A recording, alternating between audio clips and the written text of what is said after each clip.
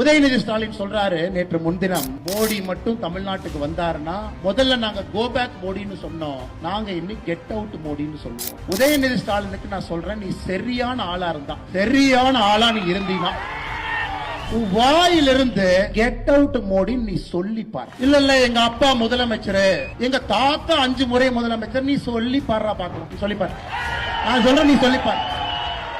வாயிலிருந்து எங்களுடைய உலக தலைவரை கெட் அவுட் மோடி சொல்லுவாராம். உன் வீட்டுக்கு வெளியே வந்து பால்டாயில் பாபுன்னு சொல்லிட்டு வரும். நீ சொல்லுகின்ற அதே பாஷையிலே நான் பேச.